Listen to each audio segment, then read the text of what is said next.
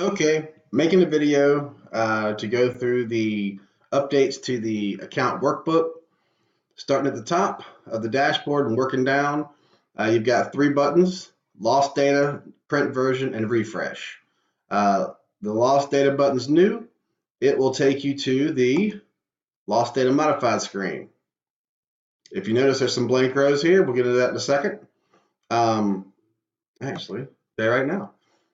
You now have the option to filter out however many policy periods you want to include in your analysis. The loss analysis template from RiskView is going to give you every year of data that, as long as the account's been with us. So if they've been with us 10 years, you in that report, it's going to give you 10 years of data. If they've been with us 5 years, 5 years of data. But let's just say you only want a couple. Well, you can actually just put two in there. It's going to get the last two policy periods, and it'll filter out the rest of them. That's what those blank rows were. So let's go back to the lost data tab, and you'll notice, wow, there's all this blank stuff. Oh, there's now data. Hard to work with a bunch of blank rows. So you can actually, if you notice at the top here in this ribbon, you've got file, home, insert, page layout like you had before, but you can actually create your own tabs in the ribbon. So I created one called account workbook. I might end up adding some more, controls up here, but for right now, this is pretty much all we'll need. You can return to the dashboard, click here. You can hide the blank rows, you can unhide the blank rows, and you can sort. So let's just do the hide the blank rows.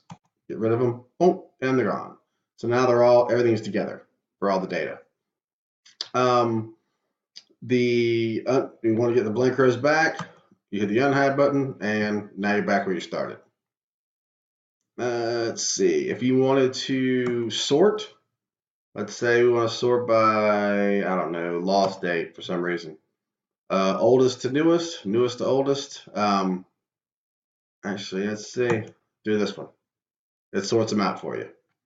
We'll go the other way, sorts it out. Notice the lost dates, you only see in 2018 and 19 in there. All right, so let's go back to, I'm just gonna unhide them, leave it here like this. And we're back to where we started. All right, so back to the dashboard.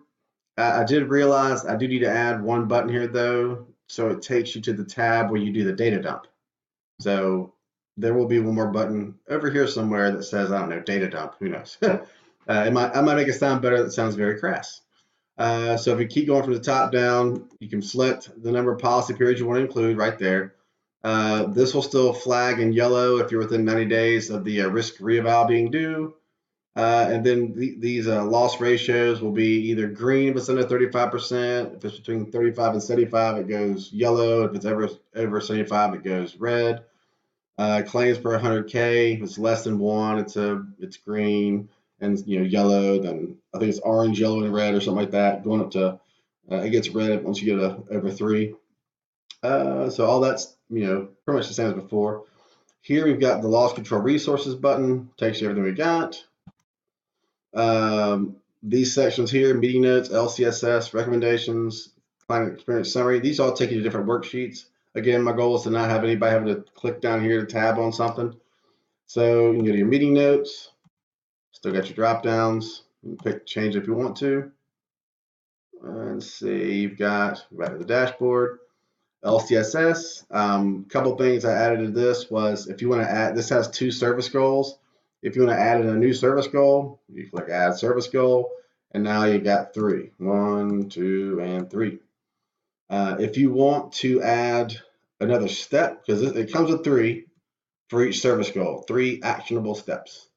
But if you want to add another step, just go to whatever the last one is, the last step you have, the third one in this situation, and you hit this button, add a step. It's going to ask if you want to have a row put down below, and you put yes, and it gives you another row. I'm going to get rid of what I just added though, so I can keep my template straight. Blink. Now I'm back to where I started. Down here, the dates and services provided. It has a few formatted here. As you keep going and add in, more dates, it'll actually put the, it'll put the borders on the boxes, so it'll when it prints, it'll all be like it was. Not a whole bunch of blank boxes, basically. Let's see. All right, so that's the LCSS. I'll export to PDF. Click this. It's going to actually bring it up to where you just got to give it a file name, and you can save it so you can submit it to Duck. All right, back to the dashboard. All right, so we've done meeting notes. Letters, the same thing as a meeting notes. So we haven't done much work on it yet, but we will. Right now, it just looks like that. LCSS, we did risk evaluation. Just add a few on here. Description of ops, slip and falls on there now. I think it was actually missing from the first one, which is kind of crazy. And after fleet and driving, this section, and this section are all basically whatever you pick here. If it was actually a manufacturing account, it's going to change those boxes. Machine guarding, like I'll tag out. Let's see. It only had 2 that were different here, so this was blank because there's nothing there. Exposure and class, effectiveness of controls, workforce changes. Those are all new. Safety management system has been broken out. Management equipment safety has its own section. Injury management, return to work, commitment to return to work, and opinion of risk, all new. For risk grades, I added in our actual our risk grading sheet, and just to have it for a point of reference. You can keep whatever the risk grade is when you first set this up for your account. You can put it in there, and then if the visit you think you need to change it, you can just change it there, so you can at least have a note of it. But that is the risk eval section. Back to the top, so back to the dashboard. Recommendations, recommendation bank. Recommendations, you've got drop downs here for, does it impact the risk grade? Put in your rec number here. Status, either open, in progress, closed, will not address, like yay. Then the recommendation here, this was adjusted so that it would match up with the risk evaluation form we have now. So whatever you pick, it's going to put whatever recommendation we have built in this workbook. It's going to stick it in this box. If you don't like that recommendation, want to write your own, you can write your own, and it'll override it. But if you end up changing your mind, you can delete what you got and put the recommendation back in there from the bank of recommendations. Speaking of the bank of recommendations, this is what it's pulling from right here. And you can scroll down. I think the goal here is to make, that's something that can be built up later on. Easy to do. Client experience summary, loss analysis by cause. The client experience summary was a part of a report package in RiskView. It was one of the pages, and there it is here. It's for any account, and again, whenever you see the diamond client names, it's just got to match up with what is on whatever account it is. Once you do it once you set your workbook up for an account, you'll never change these names.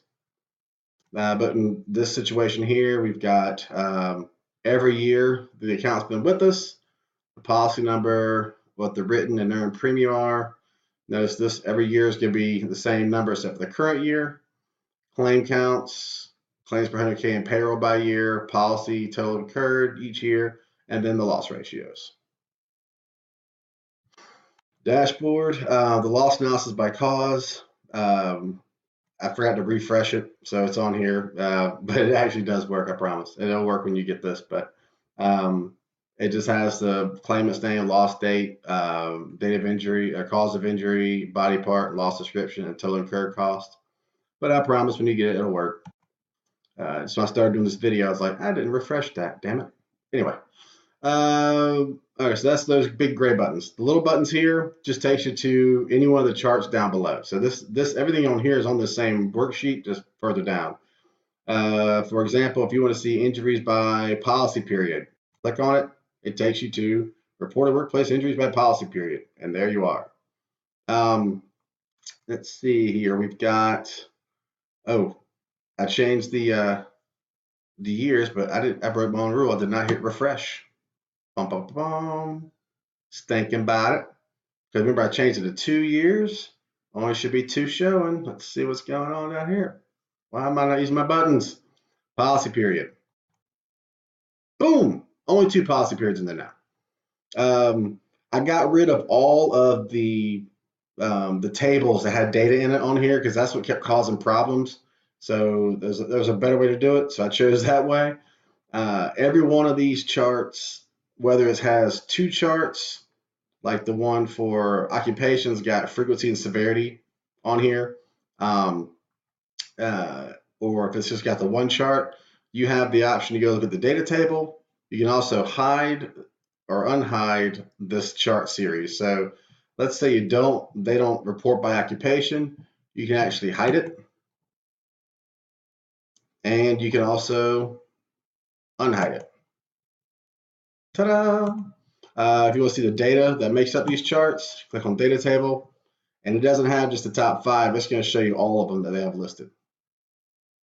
You can, and every time you look at one of the data tables, you can have the option of returning to the top of the dashboard or returning to that chart specifically. Occupation. So yeah, like I said, you can hide any of these, and you can unhide.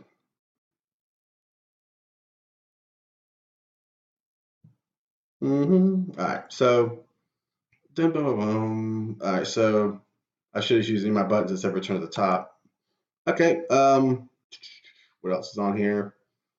That's all the different the TBD. Just I'm sure we're gonna make more charts, and I just left myself space to put them somewhere. Let's see. So we did the lost data, did everything else. The print version. This is what it looks like. I'm going to show you. If you look at the print preview, it's got the heading. It's got the little the United Heartland header on there, and it's just got them broken out by chart series. So you have the top 5 by severity, by cause, by location, and when you go to print, you don't have to print the whole thing. You can just print off the charts you want just by saying, print pages. Let's see. Print active sheets. Print entire workbook. You can print whatever pages you want to off of here to take into an account. Let's see. So print to PDF. That's what you do to print, or you can just hit File, Print, or you can go back to the dashboard. So here we are. That's probably the bulk of the changes. I can't think of anything off the top of my head that I'm missing. Went to the LCSS, new worksheet. Like I said, I will. The loss analysis by cause will be working when you get it with this version, and there'll be one more button here for taking to where the data dump is for the loss analysis template from RiskView. It'll basically take you to. You click on it, it'll take you here to this screen, and then to get back to the dashboard, you just click Return to Dashboard. Hope that everything was clear. It's been a really long day, so it probably wasn't. But hopefully if I can figure out how to turn this thing off now from recording, I'll be good to go. Y'all have a good one.